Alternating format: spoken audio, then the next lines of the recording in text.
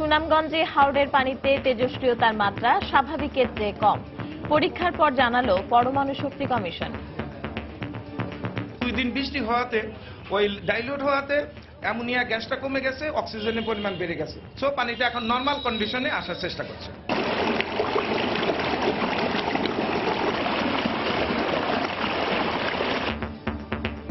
ঢলের পানিতে এবার শনির হাওরের বাঁধ ভেঙে বিস্তীর্ণ এলাকা প্লাবিত, হাজার হাজার হেক্টর জমির ফসল নষ্ট।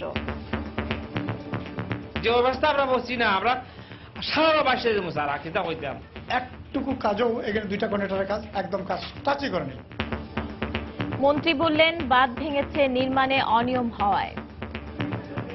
অভিযোগ পাওয়ার সাথে সাথে আই মেড এন ইনকোয়ারি এবং কয়েকটা জায়গায় সে অভিযোগ প্রমাণিত হয়েছে। আমি 50%-এর উপর ইন জেনারেল পেমেন্ট আমি বন্ধ করে দিলাম। দেখছিলেন প্রধান শিরোনাম। দুপুরের সময়ের সঙ্গে আছি আমি পারমিতা হিম এবং আমি শিরিন আক্তার। এবার অন্যান্য শীর্ষ সংবাদ। রানা প্লাজা ট্র্যাজেডি 4 বছর পেরুলেও শুরু হয়নি হত্যার বিচার।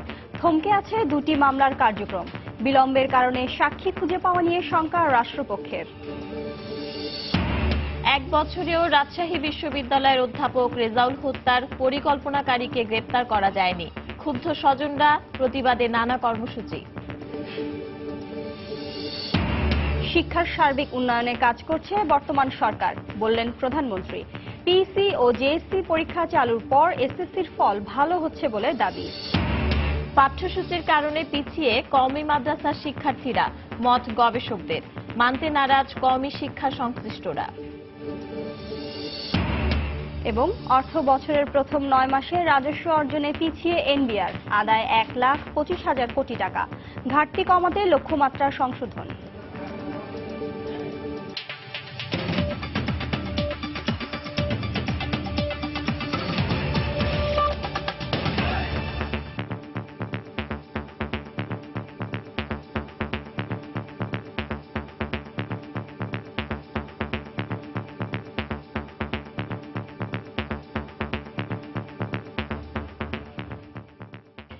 সুনামগঞ্জের হাওরের পানিতে তেজস্ক্রিয়তার মাত্রা স্বাভাবিকের চেয়ে কম বলে জানিয়েছে পরমাণু শক্তি কমিশনের তদন্ত দল।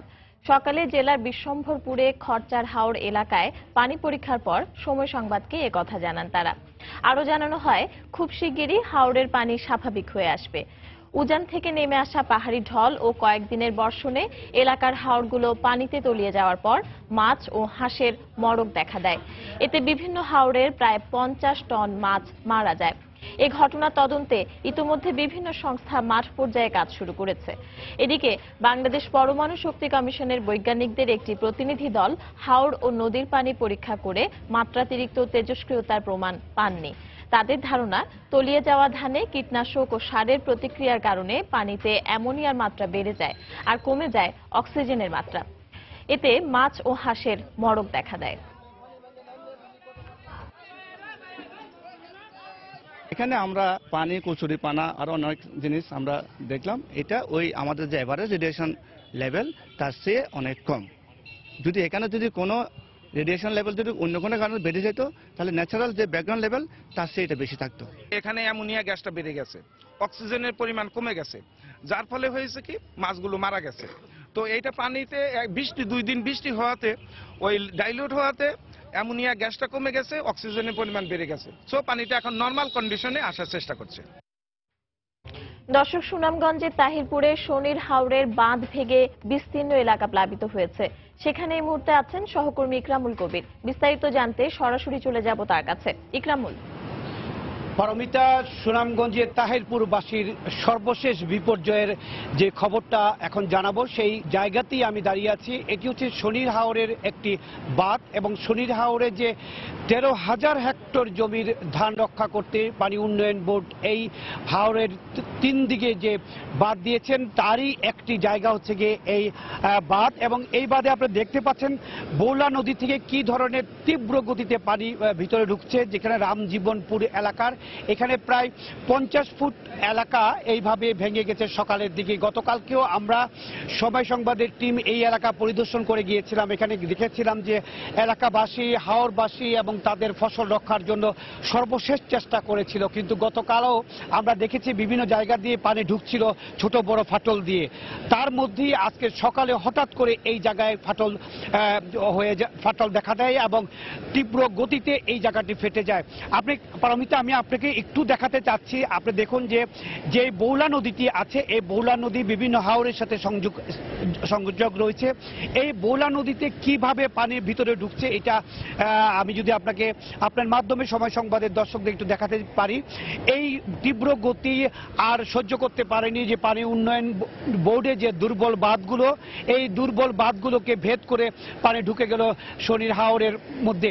ইতিমধ্যে শনির হাওরে যারা ধান চাষ করেছিলেন তারা কাঁচা অবস্থায় ধান কাটা শুরু করেছিলেন গত কয়েকদিন থেকে। আমরা এখানে এসেছি গত বৃহস্পতিবারেও দেখেছি যে কাঁচা ধান ওরা তুলে নিচ্ছে হাওরবাসীরা। তারা বলছেন যে অন্তত গবাদি পশুর খাদ্যের জন্য যদি কিছু ধানের গাছ তুলে নেওয়া যায়।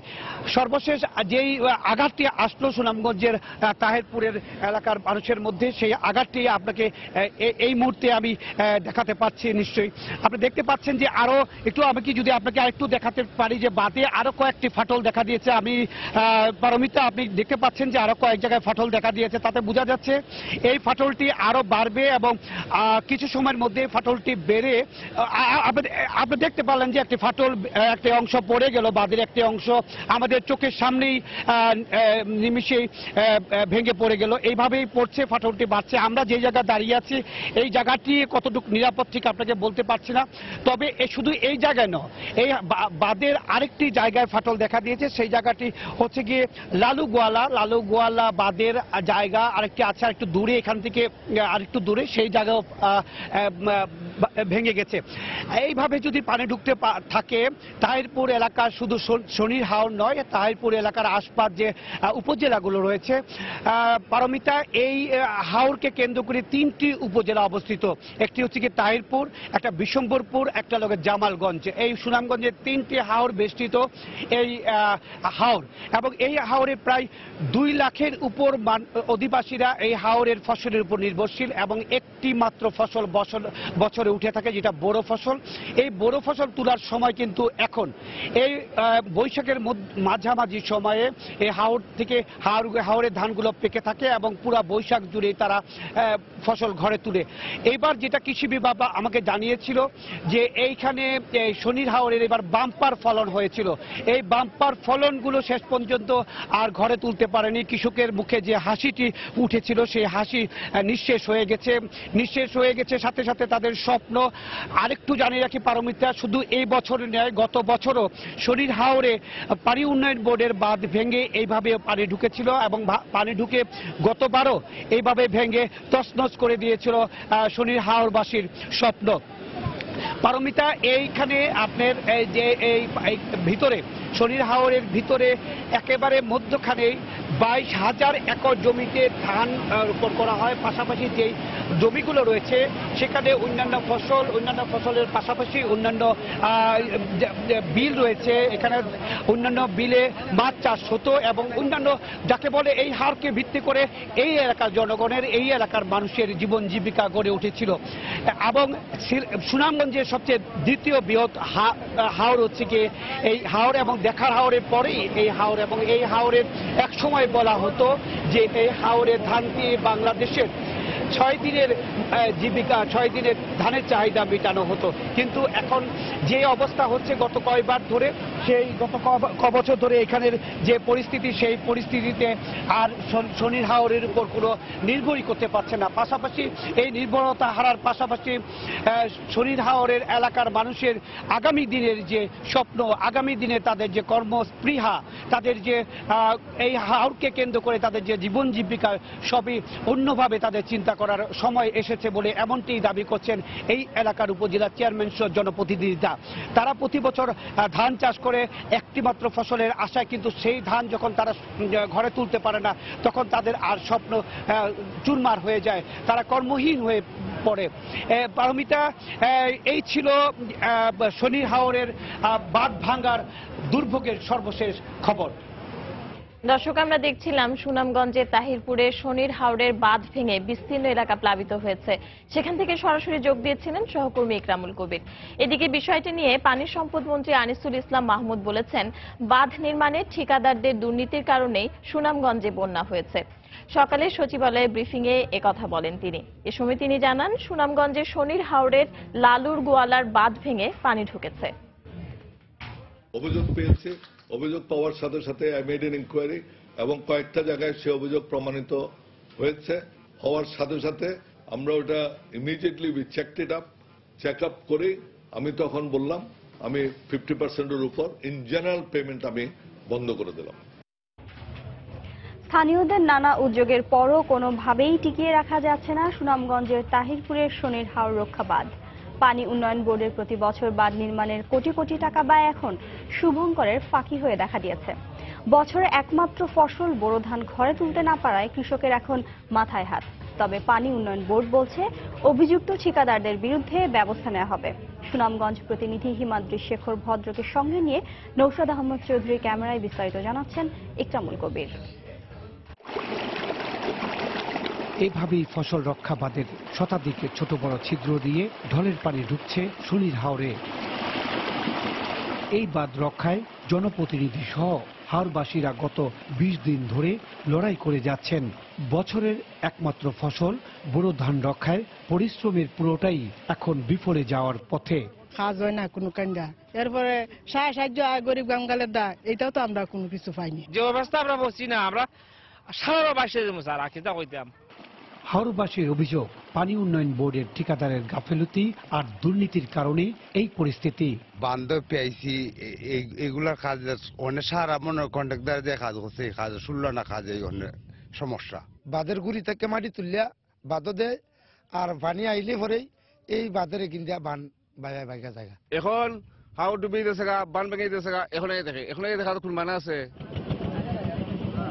স্থানীয় জনপ্রতিনিধিরাও হাওরবাসীকে সঙ্গে নিয়ে বাঁধ রক্ষার শেষ চেষ্টা চালিয়ে যাচ্ছেন। বাঁধ রক্ষায় নেতৃবৃন্দ সহ সকলের ব্যর্থতাকে দায়ী করলেন এই জনপ্রতিনিধি। একটুকু কাজও এখানে 2টা কন্ট্রাক্টরের কাজ একদম কাজ টাচই করে নেই। আমি কন্ট্রাক্টরদের সাথে কথা বলছি, কিন্তু দেখা যাচ্ছে সেই তাদের কোনো দরদ নেই।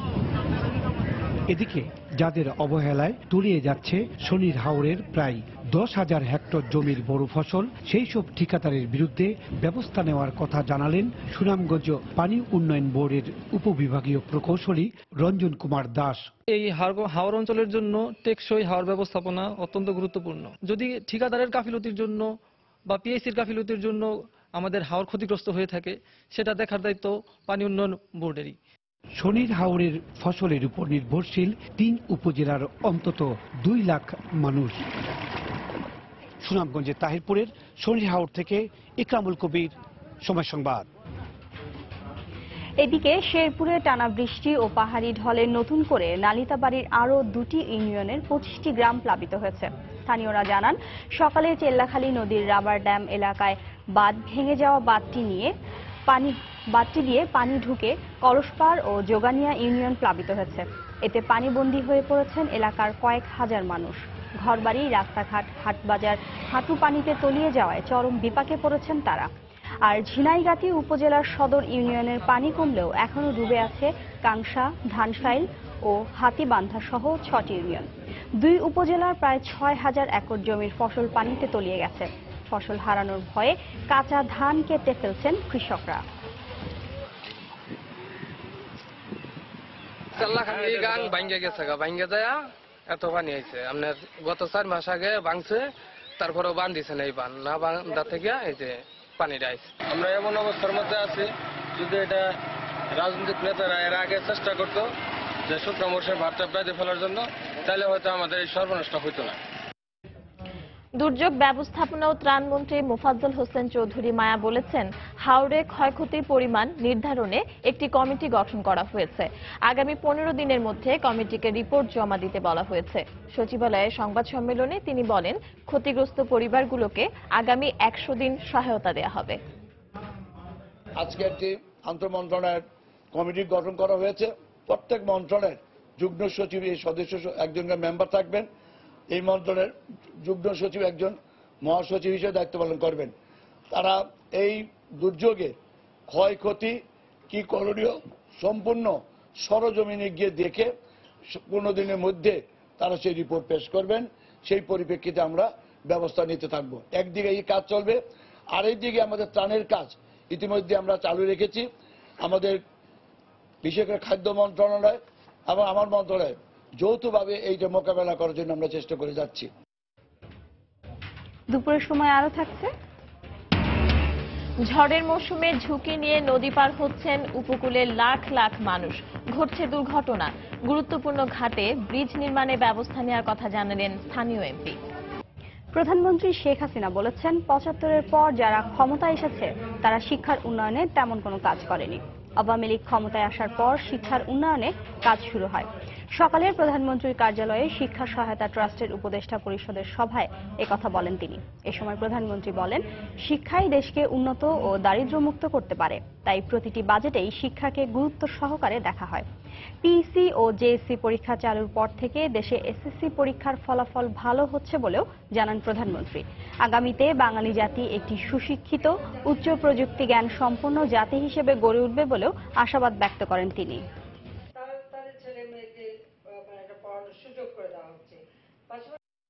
একটা জাতিকে সুষ্ঠুভাবে গড়ে তুলতে হলে তার ভিত্তিটাকে মজবুত করে দিতে হবে। সেই লক্ষ্য নিয়েই কিন্তু আমরা ইতিমধ্যে অনেকগুলি পদক্ষেপ আমরা নিয়েছি এবং স্বাধীনতার পরপর জাতির পিতা বঙ্গবন্ধু শেখ মুজিবুর রহমানই প্রথম প্রাথমিক বিদ্যালয়গুলিকে তিনি জাতীয়করণ করেন। এরপরে আমরা আওয়ামী লীগ সরকারে আসার পর এর পরবর্তী আমরা 26,000 স্কুল জাতীয়করণ করি। এর মাঝে কিন্তু আর কিছু করেনি, কারণ 75-এ জাতির পিতাকে হত্যার পর থেকে যারা এসেছিল ক্ষমতায় তাদের ওই শিক্ষা দীক্ষা বা জাতি গঠনের দিকে বেশি নজর ছিল না। কারণ অবৈধভাবে দখল করা ক্ষমতাকে ওই কিভাবে কুক্ষিগত করে রাখবে আর নিজের ভাগ্য করবে সেদিকেই তারা যতটা বেশি প্রচেষ্টা তাদের ছিল, যত বেশি তারা কাজ করত। জনগণ কিন্তু সবসময় অবহেলিত ছিল। একমাত্র আমরা আওয়ামী লীগ সরকার আসার পরে দেশের মানুষ উপলব্ধি করে যে আমরা জনগণের জন্য করি। প্রতিটি ছেলে মেয়ে লেখাপড়া শিখবে, কেউ লেখাপড়ার বাইরে থাকবে না। সব একটা জাতি, বাঙালি জাতি একটা সুশিক্ষিত, উচ্চ জ্ঞান সম্পন্ন, আধুনিক জ্ঞান, প্রযুক্তি জ্ঞান সম্পন্ন জাতি হিসেবে গড়ে উঠবে, সেটাই আমার লক্ষ্য। পাঠ্যসূচির কারণে স্নাতকোত্তর সাধারণ শিক্ষার্থীদের থেকে কওমি শিক্ষার্থীরা অনেকটাই পিছিয়ে বলে মনে করেন শিক্ষা গবেষকরা। তাই এ পদ্ধতির পরিবর্তন জরুরি বলে মত তাদের। যদিও পিছিয়ে থাকার বিষয়টি মানতে নারাজ কওমি শিক্ষা সংশ্লিষ্টরা। তাদের দাবি, সুযোগ পেলেই নিজেদের যোগ্যতা প্রমাণ করতে পারবে শিক্ষার্থীরা। রাশেদ লিমনের রিপোর্ট।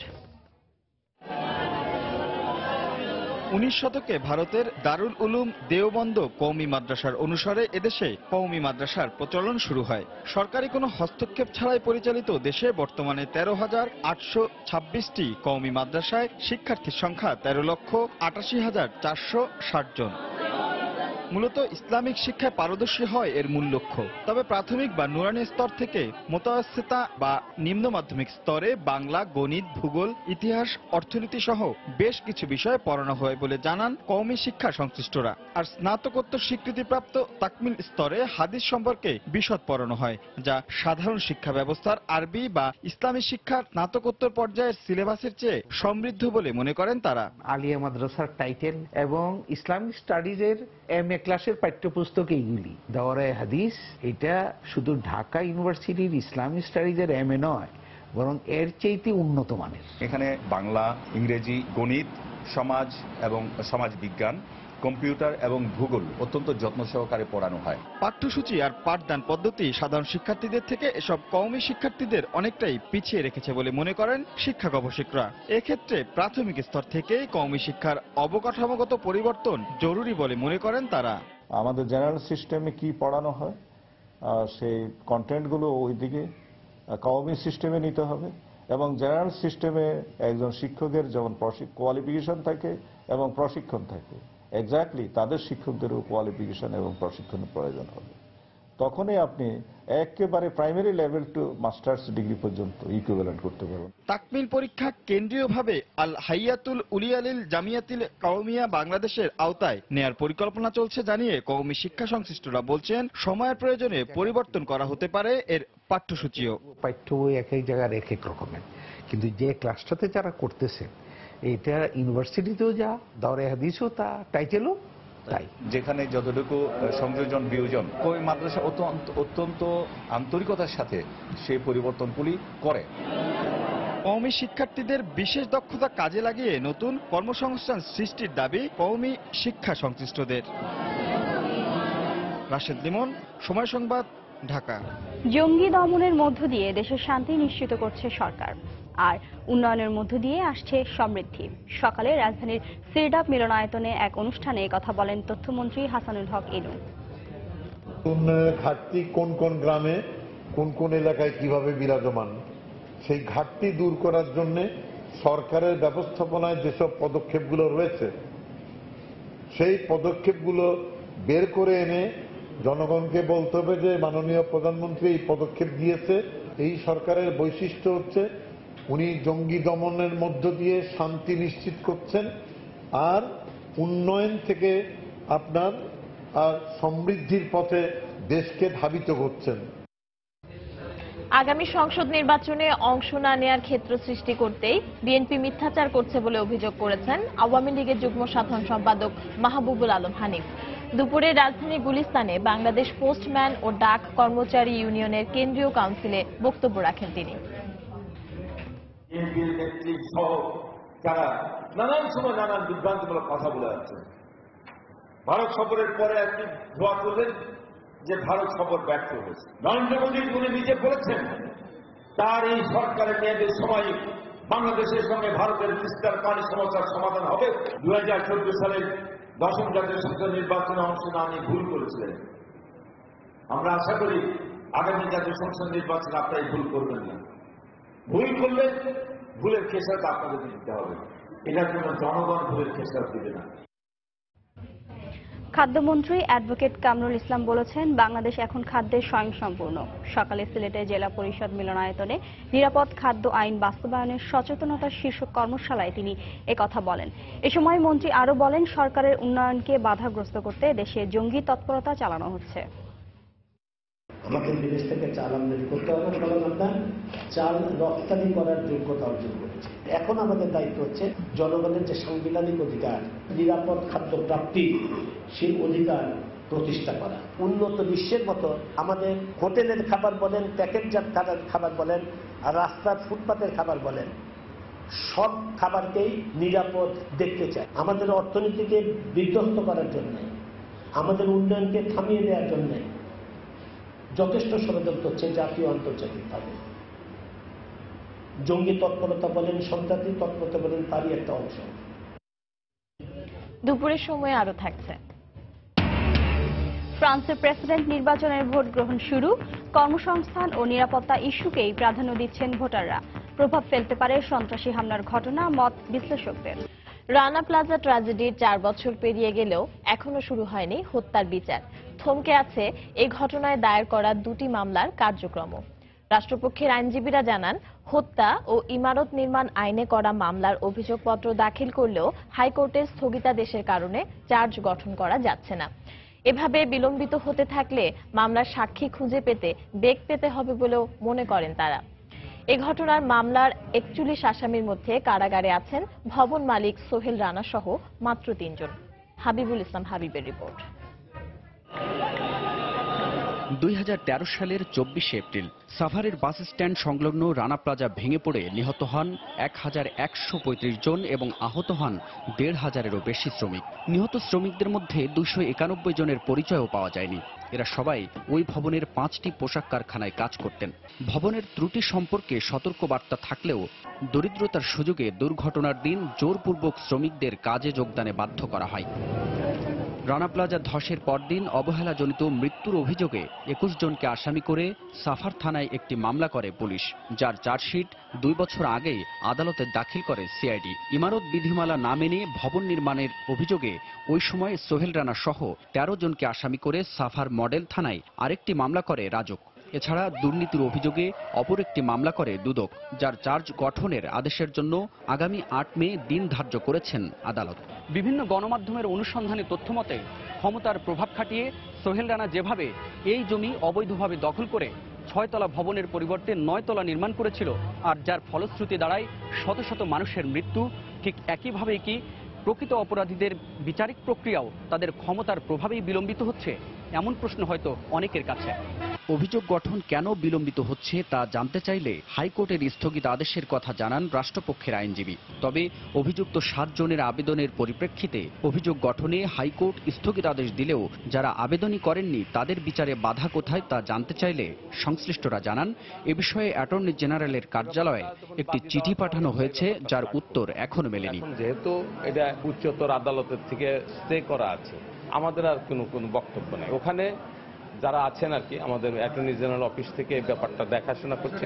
ইমারত নির্মাণ আইনে করা মামলার অভিযোগের বিষয়ে পাবলিক প্রসিকিউটর জানান, অভিযোগপত্র দাখিলের পর আসামিপক্ষ তা পুনর্মূল্যায়নের জন্য 2টি আবেদন করেন। 10 মাস হয়ে গেছে যে 2টো রিভিশন মামলা সেখানে দায়ের হয়েছে, সেখানে আজ পর্যন্ত এই রিভিশন মামলা 2টো শুনানি সম্পন্ন হয়নি। শুনানি সম্পন্ন না হওয়ার প্রেক্ষিতে আমরা ঢাকার অতিরিক্ত চিফ জুডিশিয়াল ম্যাজিস্ট্রেট আদালতে এই মামলার সাক্ষীর জন্য যে ডেটগুলো আছে আমরা সাক্ষী উপস্থাপন করতে পারছি না। এ মামলায় সোহেল রানা সহ 18 আসামির মধ্যে 7 জন সরকারি কর্মকর্তা। হাবিবুল ইসলাম হাবিব, সময় সংবাদ, ঢাকা। রানা প্লাজা দুর্ঘটনার পরেও পোশাক শিল্প খাতে সরকারের নজরদারি পর্যাপ্ত নয় বলে মন্তব্য করেছে বেসরকারি গবেষণা সংস্থা সিডিপি। এ খাতে কারখানা উন্নয়ন কাজের উন্নতি হলেও এখনো মালিক শ্রমিক সম্পর্কের যথেষ্ট উন্নতি হয়নি। পোশাক শিল্পের বর্তমান অবস্থা নিয়ে সকালে গুলশানে আয়োজিত সেমিনারে রানা প্লাজা পরবর্তী তৈরি পোশাক খাতের সার্বিক অবস্থা তুলে ধরে CPD. Over 1,000 factories have set up safety committees. That's quite a good number. Rana plaza দুর্ঘটনার পর এখনো পর্যন্ত 1000-এর বেশি কারখানা তাদের নিরাপত্তা কমিটি গঠন করতে পেরেছে। এটা একটা খুবই ভালো পরিসংখ্যান, কিন্তু আমরা পর্যবেক্ষণ করছি এর মধ্যে অধিকাংশ কমিটি তাদের কার্যক্রম পরিচালনা করতে পারছে না। তাই এটাই এখন সবচেয়ে বেশি গুরুত্ব দেওয়া জরুরি। এই মুহূর্তে দেশের তৈরি পোশাক কারখানার পরিবেশ যথেষ্ট উন্নত হলেও পোশাক কারখানার সরকারি নজরদারি পর্যাপ্ত নয়। 1 বছরেও রাজশাহী বিশ্ববিদ্যালয়ের ইংরেজি বিভাগের অধ্যাপক রেজাউল করিম সিদ্দিকী হত্যার মূল পরিকল্পনাকারী 90 জেএমবি নেতা শরীফুলকে গ্রেপ্তার করতে পারেনি পুলিশ। এতে ক্ষোভ প্রকাশ করেছেন তার স্বজনরা। যদিও পুলিশ বলছে জঙ্গি শরীফুলকে গ্রেপ্তারের চেষ্টা চলছে। এদিকে দ্রুত বিচার ট্রাইব্যুনালের অধীনে অধ্যাপক রেজাউল হত্যা মামলা নিষ্পত্তির দাবি জানিয়েছেন বিশ্ববিদ্যালয়ের শিক্ষক ও শিক্ষার্থীরা। আব্দুস সালামের ক্যামেরায় সাইফুর রহমান রকির রিপোর্ট।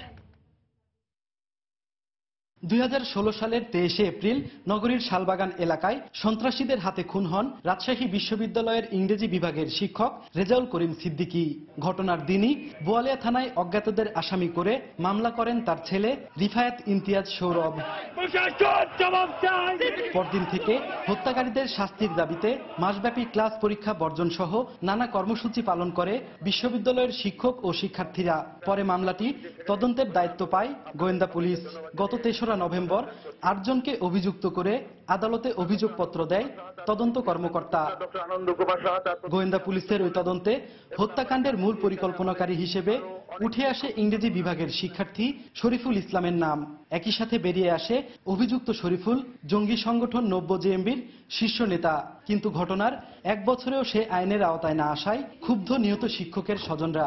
একেবারেই নিরাশা সেটাও বলবো না, বা পরিপূর্ণ প্রাপ্তি হয়েছে আমাদের সেটাও বলবো না, মানে মাঝখানে আছি এই অবস্থা। যারা ধরা পড়েছে তাদের তো কঠোর শাস্তি আমরা চাচ্ছি, দ্রুত বিচার ট্রাইব্যুনালে যেন বিচার হয় সেটা চাচ্ছি। আর শরীফুল যে মূল আসামি চার্জশিটেও দেওয়া আছে আর কি, যাকে তার সম্পর্কে সুস্পষ্টভাবে তার অবস্থান জানতে চাচ্ছি। এদিকে হত্যাকারীদের দ্রুত শাস্তি নিশ্চিতে মামলাটি দ্রুত বিচার ট্রাইব্যুনালের স্থানান্তরের দাবি তুলেছেন বিশ্ববিদ্যালয়ের শিক্ষক ও শিক্ষার্থীরা। প্রশাসন আমাদের কাছে এই ঘটনার পুরো পরিকল্পনা কিভাবে হয়েছে সেটা খোলাসা করবে। 1 বছর হয়ে যাচ্ছে, এখন পর্যন্ত কোনো বিচারের আশা আকাঙ্ক্ষা আমরা কিছুই দেখতে পাচ্ছি না। তদন্ত প্রতিবেদন আদালতে জমা দিয়ে দেন, এটা মোটামুটি সন্তোষজনক। আমরা দ্রুত বিচার ট্রাইব্যুনালে এটা স্থানান্তরের জন্য আবেদন করেছি। দোষী ব্যক্তি যারা চিহ্নিত করেছে পুলিশ, তারা যদি সত্যি দোষী প্রমাণিত হয় তাহলে তাদেরকে সেই শাস্তির মধ্যে নিয়ে আসে আর কি। তবে গোয়েন্দা পুলিশের এই কর্মকর্তা জানান, মামলা স্থানান্তরের সিদ্ধান্ত আদালত ও সরকারের এখতিয়ার। 8 জনের বিরুদ্ধে পুলিশ রিপোর্ট দাখিল করা হয়েছে। পলাতক শরীফুল আছে, শরীফুলকে গ্রেপ্তারের সর্বাত্মক চেষ্টা আমরা অব্যাহত এখনো রেখেছি। শরীফুল ছাড়া মামলার চার্জশিটভুক্ত অপর 7 জনের মধ্যে 4 জন কারাগারে রয়েছে।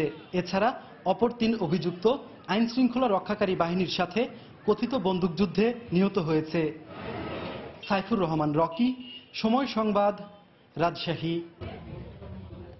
এদিকে হত্যার ঘটনায় অভিযুক্তদের এখনো পর্যন্ত শাস্তি না হওয়ায় নানা প্রতিবাদ কর্মসূচি পালন করেছে রাজশাহী বিশ্ববিদ্যালয়ের শিক্ষক শিক্ষার্থীরা। সকাল 9:30টার দিকে বিশ্ববিদ্যালয়ের কলা ভবনের সামনে থেকে প্রতিবাদ মিছিল বের করেন তারা। মিছিলটি ক্যাম্পাসের বিভিন্ন সড়ক প্রদক্ষিণ করে ইংরেজি বিভাগের সামনে গিয়ে শেষ হয়। পরে বিশ্ববিদ্যালয়ের সিনেট ভবনের সামনে প্রতিবাদ সমাবেশ ও মানববন্ধনের আয়োজন করা হয়। এ সময় বক্তারা এখনো জড়িতদের বিচার না হওয়ায় তীব্র ক্ষোভ জানান। এ ধরনের ঘটনার পুনরাবৃত্তি ঠেকাতে দ্রুত হত্যাকারীদের কঠোর শাস্তির দাবি জানান তারা।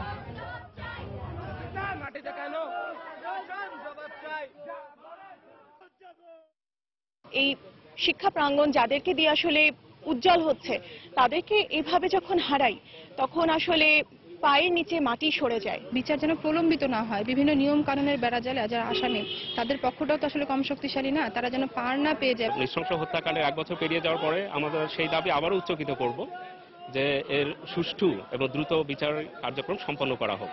আমরা যদি এই জাতীয় হত্যাকাণ্ডের সুষ্ঠু এবং দৃষ্টান্তমূলক বিচার করতে পারি, তাহলে পরে কিন্তু ভবিষ্যতে এই জাতীয় কর্মকাণ্ডে অংশ নিতে হত্যাকারীরা ভয় পাবে, পিছিয়ে যাবে।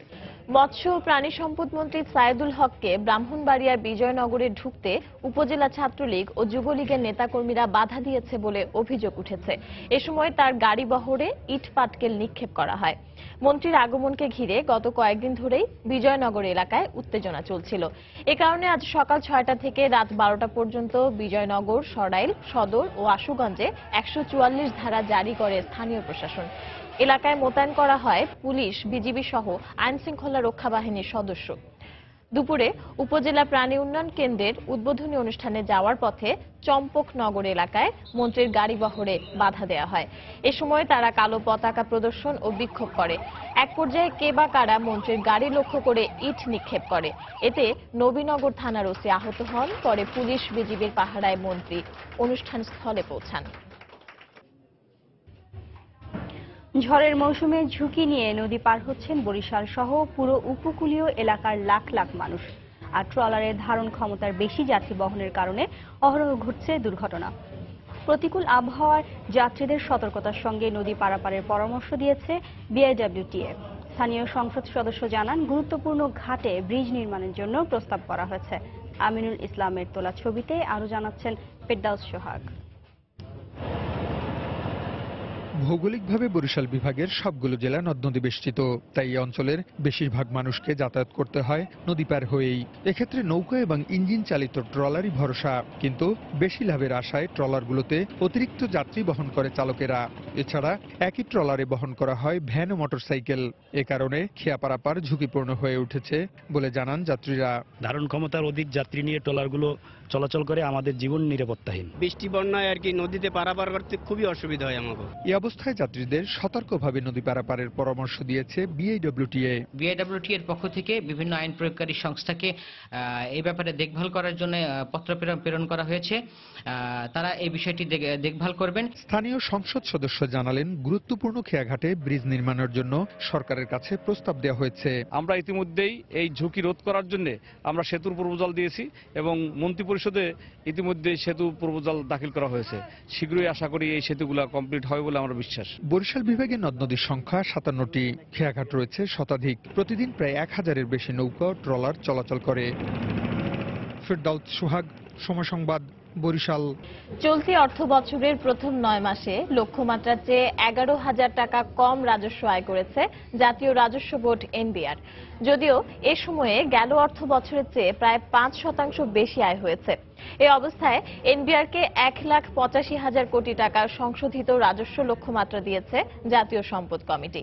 বিস্তারিত জানাচ্ছেন হাজেরা শিউলি। জাতীয় রাজস্ব বোর্ডের 5 বছরের তথ্য বিশ্লেষণে দেখা যায় এই সময় রাজস্ব আদায়ের প্রবৃদ্ধি ছিল গড়ে 14%। এর পরেও 2016-17 অর্থ বছরে 29% প্রবৃদ্ধি ধরে এনবিআরকে 2,03,152 কোটি টাকার রাজস্ব আদায়ের লক্ষ্যমাত্রা দেওয়া হয়। অর্থনীতিবিদরা এই লক্ষ্যমাত্রাকে উচ্চাভিলাষী বললেও বাজেট বক্তব্যে অর্থমন্ত্রীর মন্তব্য ছিল এটি আদায়ের সক্ষমতা এনবিআর এর আছে। এতে এনবিআর কর হারটা বিশেষভাবে বাড়বে, কেন গতবার তাদের বেশ কিছু অবনতি হয়েছিল। বাস্তবতা হলো মার্চ পর্যন্ত 9 মাসের লক্ষ্যমাত্রা অর্জনে 11,000 কোটি টাকা পিছিয়ে আছে এনবিআর। তাই বিগত 3 বছরের ধারাবাহিকতায় এবারও কমানো হয়েছে রাজস্বের লক্ষ্যমাত্রা। তবে কর্মকর্তাদের দাবি বাজেটে ঘোষিত লক্ষ্যমাত্রা অর্জনযোগ্য ছিল না। আসলে এই যে কমানোটা সেটা অনেক কিছু ফ্যাক্টরের উপর নির্ভর করে, দেশের অর্থনীতি আর অন্যান্য বাস্তবতা সবকিছু মিলিয়েই কিন্তু আমাদের সেই বাজেটের লক্ষ্যমাত্রাটা নির্ধারণ করা হয়। তা আমরা যেটা মনে করি যে এটা যে খুব বেশি কমানো হয়েছে তা না, এটা আসলে বাস্তবতা নিরিখে কিন্তু এটা ঠিক করা হয়। তবে শেষ 3 মাসে বিপুল পরিমাণ রাজস্ব পাওয়ার আশা এনবিআর এর। শেষ কোয়ার্টারটাই কিন্তু আয়কর ব্যাট সংগ্রহে আমাদের যে কর্মকাণ্ড এটা চূড়ান্ত পরিণতি লাভ করে এই সময়। আমরা আশাবাদী আমাদের গ্রোথ খুব ভালো, 20-এর কাছাকাছি আমাদের গ্রোথ। আধুনিক নীতিমালা অনুযায়ী যারা ভালো কাজ করছেন তাদেরকে স্বীকৃতি দিচ্ছি। এই বিশ্লেষকের মতে প্রবৃদ্ধির বর্তমান ধারা বজায় থাকলে সংশোধিত রাজস্ব লক্ষ্যমাত্রা অর্জন কঠিন হবে না। 9 মাসে যদি 1,25,000 কোটি টাকা হয়ে থাকে যদি, আর এই গতি যদি এইভাবে থাকে তাহলে আশা করা যায় যে এই রিভাইজ টার্গেটের কাছাকাছি সে যেতে পারবে, কারণ শেষের দিকে এটা শুট আপ করে, স্বাভাবিকভাবেই অনেক হিসাব চূড়ান্ত করা হয়। রাজস্ব লক্ষ্যমাত্রা পূরণে করের আওতা বাড়ানো ও কর ফাঁকি রোধে কার্যকর ব্যবস্থা গ্রহণের আহ্বান সাবেক এনবিআর চেয়ারম্যানের। হাজেরা শিউলি, সময় সংবাদ, ঢাকা। দেশের বাইরের খবর। কঠোর নিরাপত্তার মধ্যে ফ্রান্সের প্রেসিডেন্ট নির্বাচনের ভোট গ্রহণ চলছে। নির্বাচনে 11 জন প্রার্থী প্রতিদ্বন্দ্বিতা করলেও সবশেষ জনমত জরিপে কট্টর ডানপন্থী ম্যারি লে পেন এবং মধ্যপন্থী প্রার্থী ইমানুয়েল ম্যাক্রোর মধ্যে হাড্ডাহাড্ডি লড়াইয়ের আভাস পাওয়া গেছে। এছাড়া রক্ষণশীল প্রার্থী ও সাবেক প্রধানমন্ত্রী ফ্রান্সোয়া ফিও শক্ত অবস্থানে রয়েছেন বলেও জানায় গণমাধ্যম। তবে প্রথম দফার নির্বাচনের মাত্র 3 দিন আগে প্যারিসে জঙ্গি হামলার কারণে সব হিসেব নিকেশ ঘুরে যেতে পারে বলে মনে করছেন বিশ্লেষকরা। রোববার স্থানীয় সময় সকাল 8টায় ফ্রান্সের প্রেসিডেন্ট নির্বাচনের প্রথম দফার ভোট গ্রহণ শুরু হয়। সকালে ভোটারদের উপস্থিতি তুলনামূলক কম থাকলেও কেন্দ্রগুলোতে আস্তে আস্তে বাড়তে থাকে জনসমাগম। এবারের নির্বাচনে নিবন্ধিত ভোটার সংখ্যা 4,70 লাখ, যাদের ভোটে নির্বাচিত হবেন ফ্রান্সের 25তম প্রেসিডেন্ট। প্রথম দফার ভোট গ্রহণ উপলক্ষে নেওয়া হয়েছে কঠোর নিরাপত্তা ব্যবস্থা। সারা দেশে মোতায়েন করা হয়েছে 50,000 পুলিশ ও 7,000 সেনা সদস্য। মোট 11 জন প্রেসিডেন্ট পদপ্রার্থী নির্বাচনে প্রতিদ্বন্দ্বিতা করছেন। তবে মূল লড়াই হওয়ার সম্ভাবনা রয়েছে কট্টর ডানপন্থী ম্যারি লে পেন, ইমানুয়েল ম্যাক্রো ও রক্ষণশীল প্রার্থী ফ্রান্সোয়া ফিওর মধ্যে। এবারের প্রেসিডেন্ট নির্বাচনের ফল নির্ধারণে কর্মসংস্থান সৃষ্টি ও নিরাপত্তা ইস্যুকেই বেশি প্রাধান্য দিচ্ছেন ফ্রান্সের জনগণ। বারবার সন্ত্রাসী হামলার ঘটনায় উদ্বেগের কথাও জানান তারা। ফ্রান্সের নতুন সরকারকে বিভিন্ন চ্যালেঞ্জ গ্রহণ করতে হবে। বৃহৎ জনগোষ্ঠীর কর্মসংস্থান সৃষ্টি করতে হবে, সাধারণ মানুষের নিরাপত্তা নিশ্চিত করতে হবে। ফ্রান্সের জনগণ অনেক বিষয় নিয়েই চিন্তিত। এর মধ্যে একটি হলো ইউরোপের সঙ্গে থাকা না থাকা নিয়ে। আমরা যদি ইউরোজোন থেকে বের হয়ে আসি তাহলে অনেকগুলো কারণে ক্ষতিগ্রস্ত হব, যার প্রভাব আমাদের অর্থনীতিতে পড়বে। এবারের নির্বাচনকে গত কয়েক দশকের মধ্যে সবচেয়ে অনিশ্চিত হিসেবে দেখছেন বিশেষজ্ঞরা। নির্বাচনে 10 থেকে 15% ভোটার প্রেসিডেন্টের ভাগ্য নির্ধারণে মূল ভূমিকা পালন করবে বলে মনে করছেন তারা। এবারের নির্বাচনে হাড্ডাহাড্ডি লড়াইয়ের পূর্বাভাস পাওয়া যাচ্ছে। মনে হচ্ছে ম্যারি লে পেন এবং ইমানুয়েল ম্যাক্রোর মধ্যেই তীব্র প্রতিদ্বন্দ্বিতা হবে। তবে ভোটের আগে যে সন্ত্রাসী হামলা হলো এর প্রভাব অনেক হিসেব পাল্টে দিতে পারে। রোববার প্রথম পর্বের ভোট শেষে আগামী 7 মে দ্বিতীয় পর্বের ভোট অনুষ্ঠিত হবে। তবে প্রথম দফায় কোনো প্রার্থী 50% বেশি ভোট পেলে পুনরায় ভোট নেওয়ার প্রয়োজন হবে না। রবিউল ইসলাম আওলাদ, সময় সংবাদ।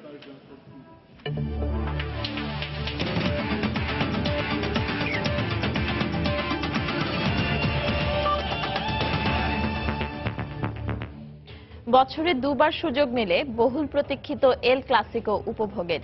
কাঙ্ক্ষিত ম্যাচের জন্য মুখিয়ে থাকে পুরো ফুটবল বিশ্ব। বলা হচ্ছে বার্সেলোনা রিয়াল মাদ্রিদের এল ক্লাসিকোর কথা।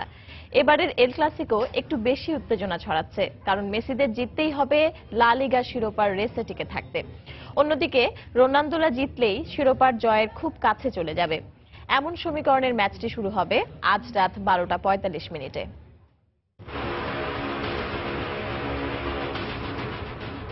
একটা ফুটবল ম্যাচ হবে, যে ম্যাচের বয়স 90 মিনিট। এই 1.5 ঘন্টার ম্যাচটির জন্য ফুটবল পিয়াসীদের প্রতীক্ষা হাজারো ঘন্টার। আজ সবার দূরবীন দৃষ্টি থাকবে সান্তিয়াগো বার্নাব্যুর সবুজ ফুটবল ক্যানভাসের দিকে। এই মঞ্চে বার্সেলোনা রিয়াল মাদ্রিদের ধ্রুপদী লড়াইয়ের মঞ্চায়ন হবে। লড়াইটা ভিন্ন দুই দেশের নয়, একই দেশের দুটি ক্লাবের। এই ফুটবলীয় লড়াইয়ের চরম জনপ্রিয়তা পেয়েছে যুগ যুগের ইতিহাস, ঐতিহ্য আর মর্যাদার কারণে। হেরে যাওয়া মানে দু দলের কাছে লজ্জার সাথে সখ্যতা করা, আর জয় মানে দাম্ভিকতার সাথে এগিয়ে চলা। মাঠের ফুটবল যোদ্ধা থেকে শুরু করে দর্শক হৃদয়ে এই ম্যাচকে ঘিরে থাকে স্নায়ুচাপ, রোমাঞ্চ, আপসীন গর্জনে জয়ের ভয়ঙ্কর ক্ষুধা। তাই 100 বছরের এই লড়াইয়ের বিশেষত্বই হলো এল ক্লাসিকো, অর্থাৎ ধ্রুপদী ফুটবলীয় লড়াই। কিন্তু এমন এক বিশেষত্বের ম্যাচে বেশ ব্যাকফুটে বার্সেলোনা। সদ্য চ্যাম্পিয়ন্স লিগ থেকে ছিটকে পড়ার ক্ষত, সেই সাথে নিষেধাজ্ঞার কারণে নেইমারের সার্ভিস না পাওয়ার বেদনা এখানেই শেষ না। লা লিগায় এক ম্যাচ বেশি খেলে 3 পয়েন্ট পিছিয়ে বার্সা। এই ম্যাচে না জিতলে তাই লিগ শিরোপার রেস থেকেও ছিটকে যেতে হবে। তাই চাপে থেকেই বার্নাব্যুতে আতিথ্য নিতে হবে কাতালানদের। তবে রিয়ালকে একাই চাপে পিষ্ট করে দিতে পারেন এল ক্লাসিকোর ইতিহাসে সর্বোচ্চ 21 গোলের মালিক ফুটবল ধ্রুবতারা লিওনেল মেসি। ওই মেসি নামক ফুটবল মিসাইলে তছ নছ হতে পারে রিয়ালের সাজানো স্বপ্নের বাগান। অন্যদিকে অনেক বাধা বিপত্তি পেরিয়ে ঠিক মিশনে এগিয়ে চলছে রিয়াল মাদ্রিদ। চ্যাম্পিয়ন্স লিগ জয়ে উঠেছে তারা সেমিফাইনালে। এছাড়াও লা লিগায় বার্সার চেয়ে এক ম্যাচ কম খেলে পয়েন্ট টেবিলে আছে শীর্ষে। সব মিলিয়ে প্রিয় মাঠ বার্নাব্যুতে ফুরফুরে মেজাজে থাকবে রিয়াল। কিন্তু শেষবারের সাক্ষাতে এই বার্নাব্যুতেই বার্সার কাছে 4-0 গোলে হেরে একরকম শোক দিবস পালন করেছিল মাদ্রিস্তানরা। সেই বাজে সময় এবার হয়তো আর ফিরবে না, কারণ একাদশে ফিরছেন আক্রমণ ভাগের অন্যতম প্রাণ গ্যারেথ বেল। আর রোনালদোর ফর্ম তো আগুনে, জ্বলে উঠলে প্রতিপক্ষ ঝলসে যাবে এক পলকে। হুমায়ুন কবির রোজ, সময় সংবাদ। দুপুরের সময় এই পর্যায়ে শীর্ষ সংবাদ জানিয়ে দিচ্ছি আরো একবার। সুনামগঞ্জে হাওরের পানিতে তেজস্ক্রিয়তার মাত্রা স্বাভাবিকের চেয়ে কম, জানিয়েছে পরমাণু শক্তি কমিশন। শিগগিরই পরিস্থিতি স্বাভাবিক হবে বলে আশাবাদ।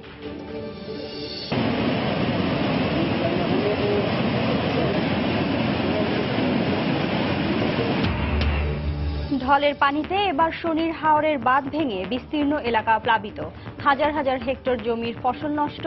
বাঁধ নির্মাণে দুর্নীতির কারণে বন্যা, বললেন পানি সম্পদ মন্ত্রী। শিক্ষার সার্বিক উন্নয়নে কাজ করছে বর্তমান সরকার, বললেন প্রধানমন্ত্রী। পিএসসি ও জেএসসি পরীক্ষা চালুর পর এসএসসির ফল ভালো হচ্ছে বলে দাবি। রানা প্লাজা ট্র্যাজেডি 4 বছর পেরিয়েও শুরু হয়নি হত্যার বিচার। থমকে আছে দুটি মামলার কার্যক্রম। বিলম্বের কারণে সাক্ষী খুঁজে পাওয়া নিয়ে শঙ্কা রাষ্ট্রপক্ষের। এবং 1 বছরেও রাজশাহী বিশ্ববিদ্যালয়ের অধ্যাপক রেজাউল হত্যার পরিকল্পনাকারীকে গ্রেপ্তার করা যায়নি। ক্ষুব্ধ স্বজনরা, প্রতিবাদে নানা কর্মসূচি। এই ছিল দুপুরের সময়। যে কোনো খবর পেতে ভিজিট করুন সময়নিউজ.tv। সঙ্গেই থাকুন সময়।